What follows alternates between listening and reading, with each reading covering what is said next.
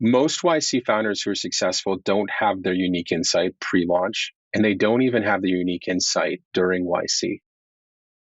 And so one of the things we warn people about a lot is your job isn't to just build and scale your thing in your head. Most of the learning hasn't happened yet. And I think that that's really antithetical because, or at least counterintuitive, because you're pitching investors. And Yeah. so you feel like you should know the right answer. Where when we go through all the YC examples of successful companies, almost none of them knew the right answer at the YC stage. Is there a certain commonality in founders or something? Probably all of them have like a decent idea. They're in YC to begin with, so they have a decent idea. They're smart people. They're probably all of them are smart people that you're involved with. One would hope. Is there some? But some of them are able to like find this great idea through tons of interactions over time. If you think of the Justin TV story where you were like, that was a huge evolvement that happened over time to Twitch. Yeah. Some of which maybe aren't able to find it. Maybe it's not their fault. Maybe they're just in a market that's tough. But is there some sort of personality type that you think is more likely to do it, or some sort of type of founder where nowadays you have a higher a rate of success?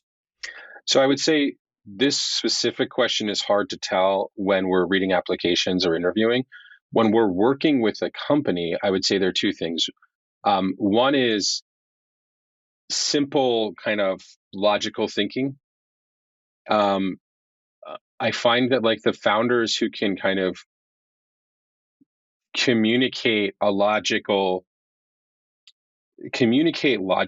and like not draw conclusions that can be easily disproven with basic logic really helps. Okay. Which you would think that's a skill that comes with being smart, but I would argue that like it isn't really. It's a separate skill. Because there's this other side of founders that people talk about, this reality distortion field that you think would be in tension with that. Yes. And so I would argue, when I work with founders with the reality distortion field, it is much more likely to not go well. Okay. Yeah, much, much more likely. And then the second thing I would say is, and this is maybe just another way of saying the same thing, intellectual honesty, right? Like people who, when they say they're going to do something, they do it, or like when they don't do it, they just say, we didn't do it. I think that doing a startup is so stressful that, sometimes people lie to themselves, right? You don't want to admit that you didn't make those phone calls, or you didn't send those emails, or you made a spec list that was way too long, or you didn't write down your spec for the week, so you didn't really build the thing you wanted to. Like those things are embarrassing to admit.